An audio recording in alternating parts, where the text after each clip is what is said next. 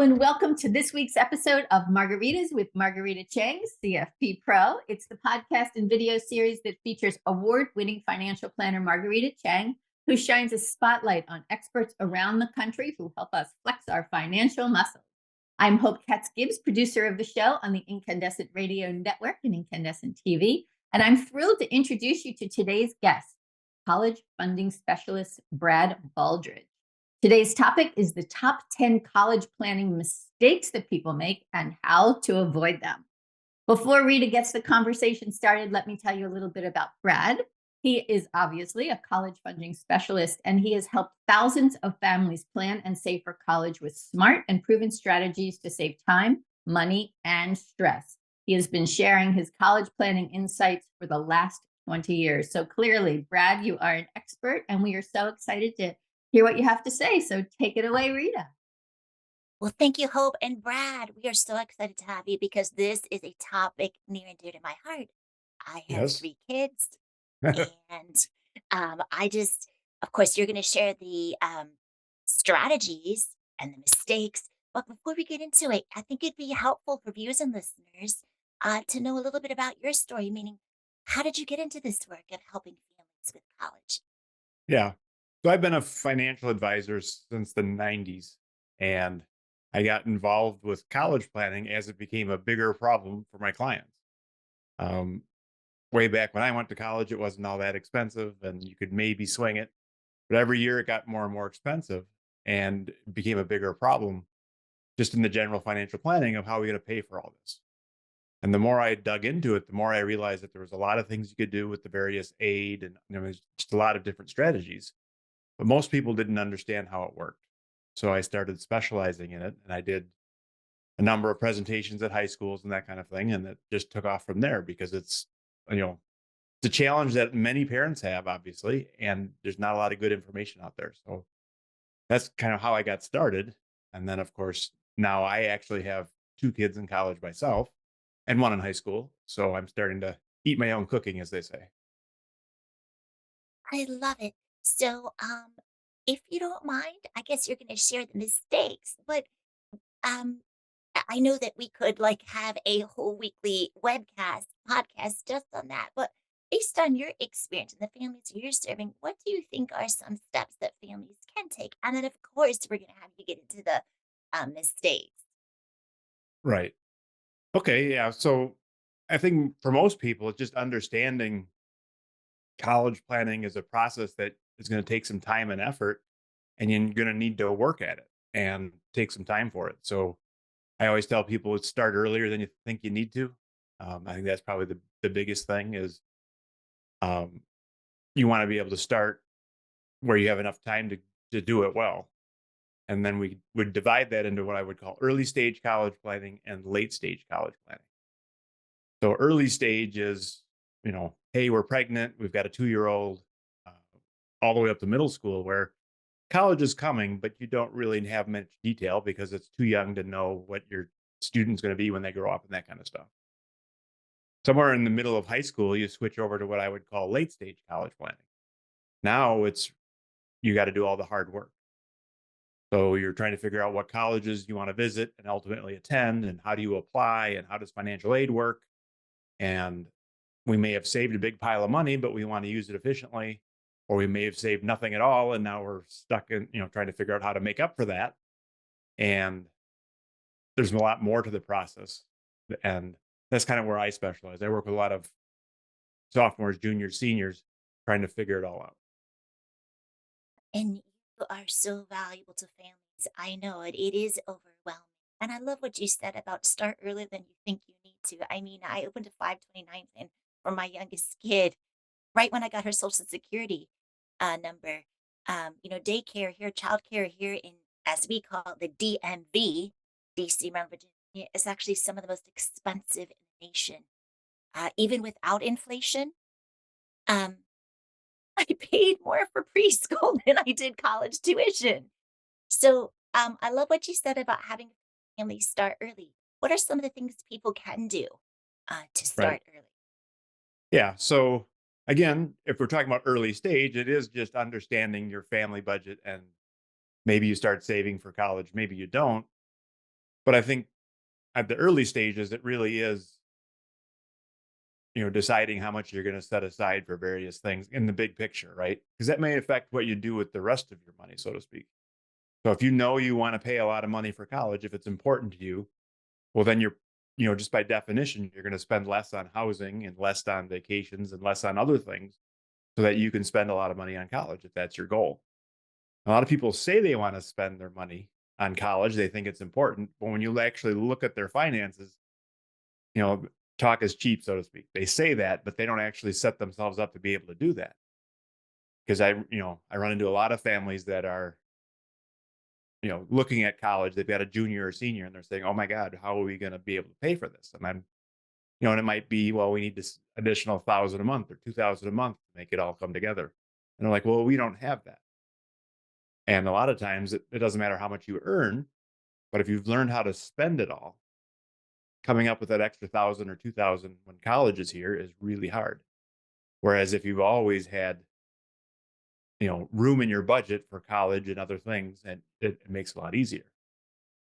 And then once you actually get there, then, you really just want to start early means things like understanding, will I qualify for need-based aid and merit aid? There's a batch of projects that you do when you get into college planning. Some the student is kind of in charge of and their decisions and that kind of thing. So students generally are going to write the essays. They're going to decide what they want to be when they grow up and pick a major and all that kind of stuff. Parents are going to work on finances. Are we going to qualify for need-based aid? Or how much are we willing to help? You've got multiple kids. How are we going to be fair? How much do the parents feel college is their own responsibility? And then how are they going to cover whatever that responsibility is? And then there's the group of things you do together, college visits and deciding if you're going to take the tests and that kind of stuff. I'm not saying that parents aren't involved in the stuff that the student's in charge of. They may have to, work with the student and make sure they stay on track. But again, ideally, they're not writing the essays and they're not choosing a career for their student. Hopefully the student is doing that piece.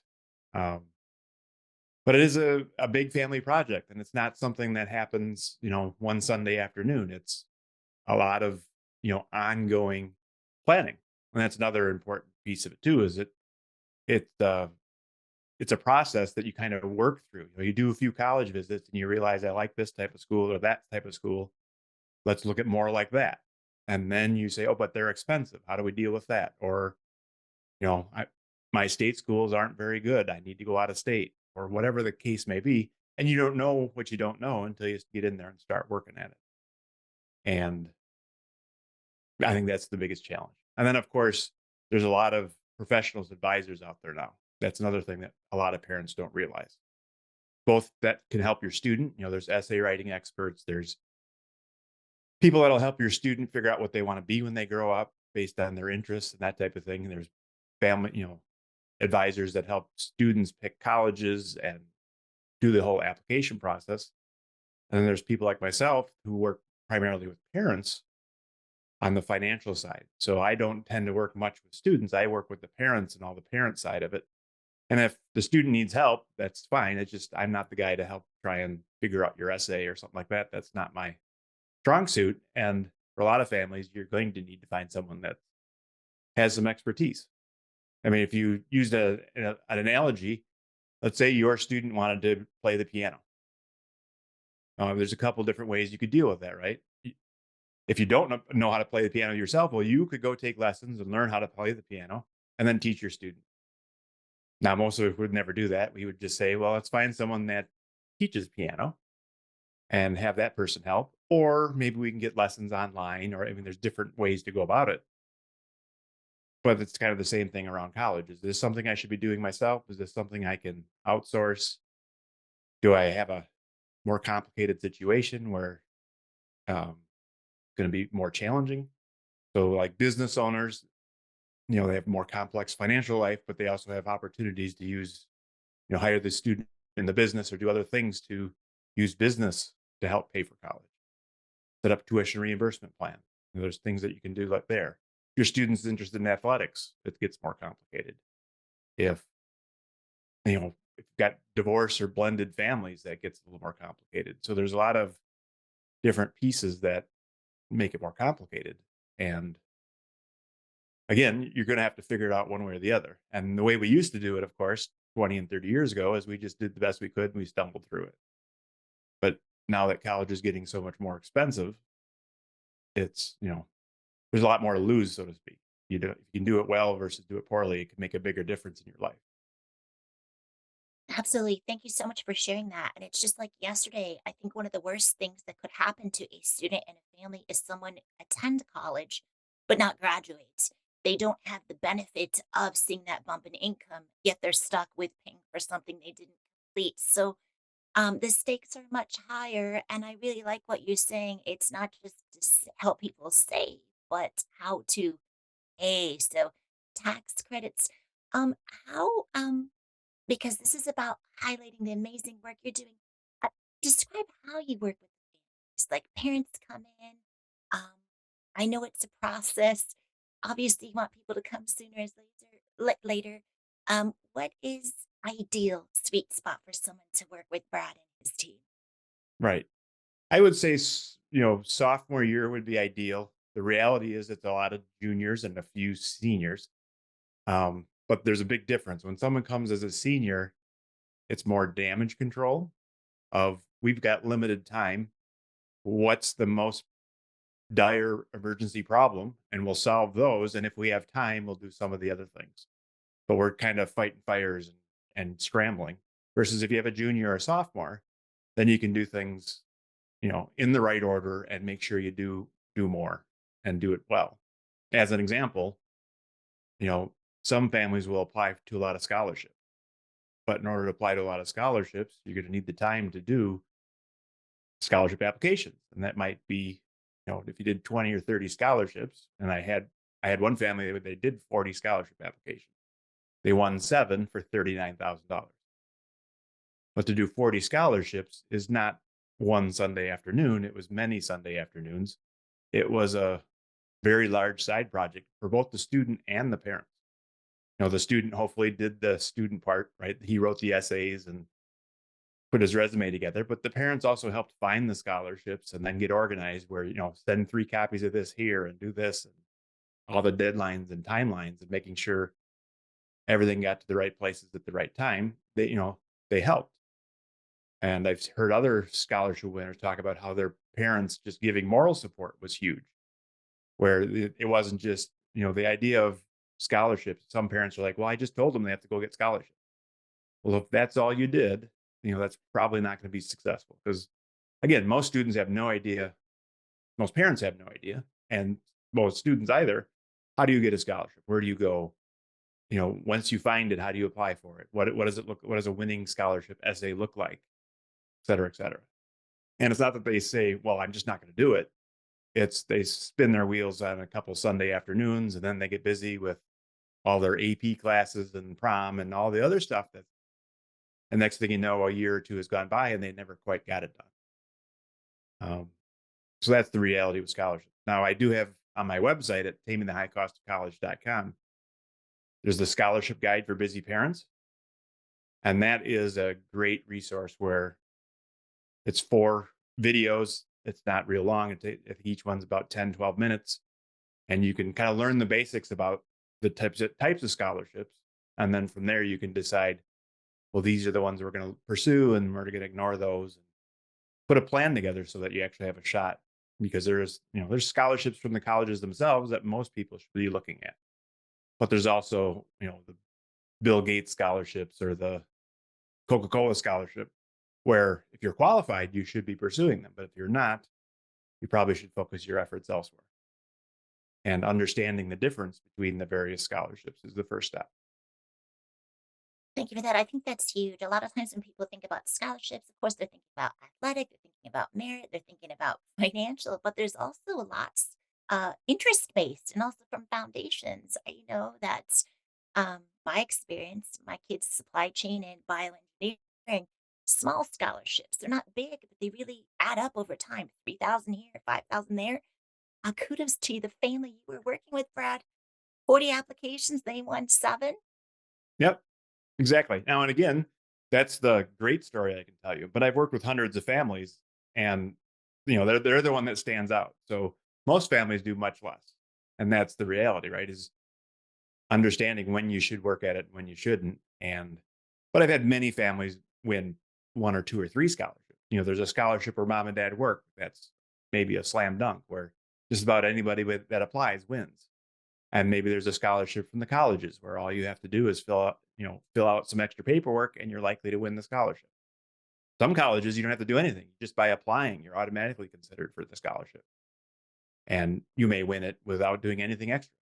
So just really understanding, again, the ones that are quote unquote easy, you should certainly pursue, and then decide if you want to spend time on the more difficult ones. Sometimes it just makes sense to have your student, work at McDonald's or wherever, make $12 or $15 an hour for sure, instead of them trying to, chase scholarships where maybe it's not a good fit for your situation. And, Absolutely. Applying to 20 scholarships and getting zero is not not anybody's goal, of course. No, of course not. So as we wind down, I know you mentioned your videos. This would be a wonderful time for you to share your website, YouTube channel, where people can learn more about you, and the services you offer. So feel free to share your website and social media handles here. Okay. Yeah. So primarily it's all at my website. So it's tamingthehighcostofcollege.com.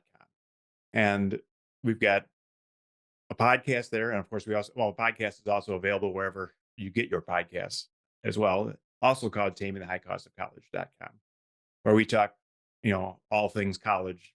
There's about 140 episodes now.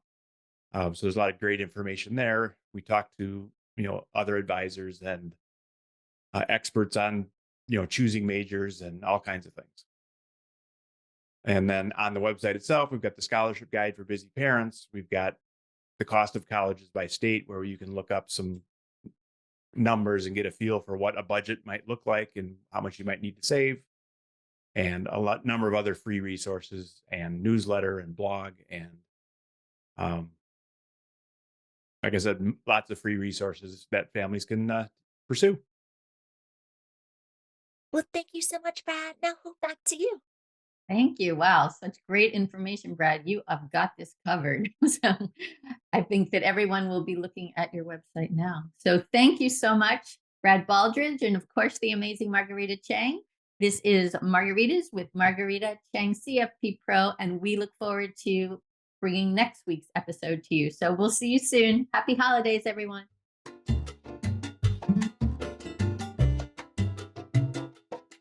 Thank you so much for being part of our Incandescent Radio and TV family. This is Hope Katz-Gibbs, founder of Incandescent Incorporated, the PR and publishing company for women entrepreneurs.